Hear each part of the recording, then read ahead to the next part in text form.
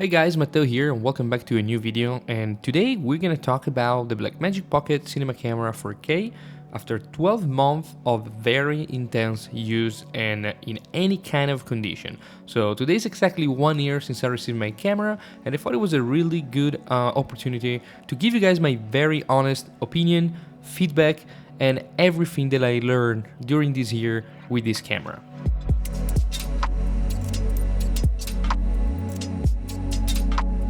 But let's just jump into it, and the first thing I want to talk about is the reliability, because not a lot of people talk about it, and of course when you go online on forums and blog you probably see some people having issue, but in my case I didn't have any problems at all. So I brought this camera in Mexico, Turks and Caicos, high humidity, low humidity, mountains and the beach with a lot of sand. I shot wine documentaries, so it's been in a lot of dust and I never had an issue.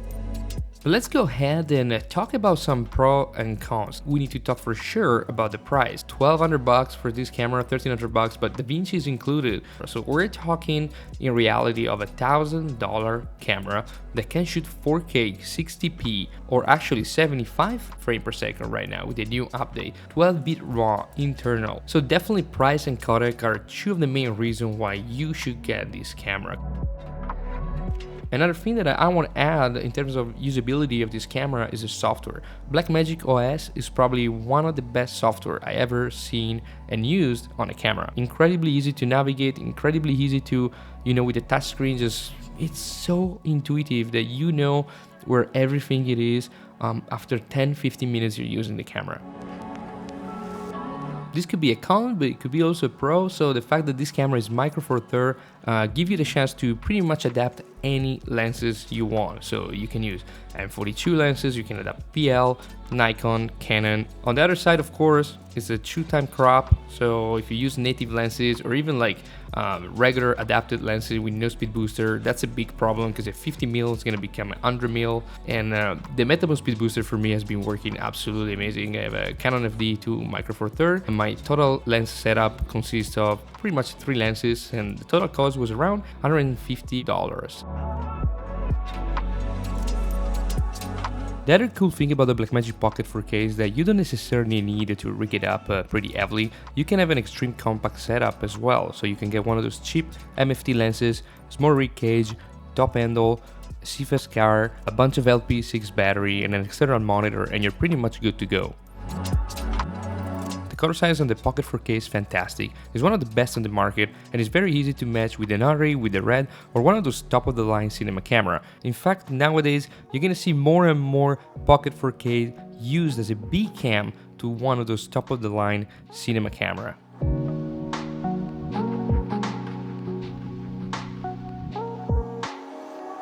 But let's talk about the dynamic range now, because this camera has 13 stops of dynamic range and I found it to be plenty for me. I brought this camera kind of all over the world and shot in so many different situations, most of them all natural light, and I never had a single problem of me saying, oh crap, I clipped the highlights or I don't have enough information in the shadows. I was always happy with the dynamic range I was having, and I think it's an incredible feature about this camera. 13 stops of dynamic range is great, and they're plenty for pretty much anyone.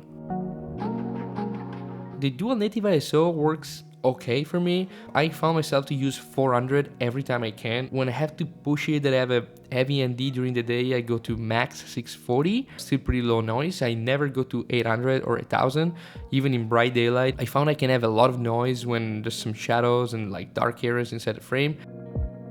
Low light capability of this camera, they're pretty good. 3200 is okay. They say it's a native ISO and doesn't have any noise, it's clean as 400, but that's absolutely not true. 1250 is recommended for low light, extremely clean. Another thing that I love about this camera is that the ecosystem that Blackmagic built. When you get the Blackmagic Pocket 4K, you're not just getting a camera, you're getting DaVinci Resolve, which to me is the best full post-production software on the planet. So last but not least, we need to talk about codec. With the Blackmagic Pocket 4K, you're able to shoot any kind of ProRes, 422 of course, and then you can shoot B-RAW, which is an incredible new codec developed by Blackmagic, and you can shoot any kind of compression from 12:1 to 3:1. Blackmagic Raw is an extremely efficient codec that completely changed my workflow. Now I only shoot Blackmagic Raw, and the reason is simple, because those files are actually lighter than ProRes HQ I was shooting before. But now let's talk about what I don't like about this camera. First one is the form factor. I don't like the fact that it still looks like a DSLR. I wish it has like a sort of like cube form factor, like an Alexa Mini or a Red, because it would be easy to rig, easy to use, and easy to move around. Battery life is extremely bad with the LP6 battery, everybody knows that, and I wish that could be better for running gun situation. But when I rig the camera, that is not a problem at all. I have 3 V-mount batteries from D&O. One lasts about like 8-10 hours, so pretty much all day. So that's not really a problem. But yeah, when I'm on trips and traveling, I wish that LP6 could last a little bit more. And finally, let's talk about the beautiful 5" monitor on the back of the Pocket 4K. I personally like it, I love the colors out of it. It's pretty accurate, I think. The only problem is that you can't tilt it. Again, this is not a big problem when you can't rig up your camera, because I always have my Small HD focus with me, and I always recommend you guys to get an external monitor for your shoot. But I can see this to be a problem again in those run and gun situations, or where we don't want to attract attention and build up a rig and build up the monitor on top of the camera, and we want to keep it pretty small. But let's now talk about what people consider cons that I don't think they are, like a stabilized sensor. I learned the old way. If you're used to operate cinema camera, you definitely know that is not a problem, because no cinema camera have stabilization into the sensor. Next, we should talk about autofocus, but I don't really know what to say about autofocus. I never used it once in my entire life on any camera that I ever own or used. Cinema camera don't have autofocus. I don't care about autofocus. I have a focus puller and I know how to pull my focus if I need to. So that's definitely not a con for me. Now, as I mentioned before, this camera is not for everybody. It depends what kind of work you do. If you're doing more like branded content, documentary, short films, kind of web commercial, even social media commercial, at that point, I don't think Blackmagic has any competitors in the market.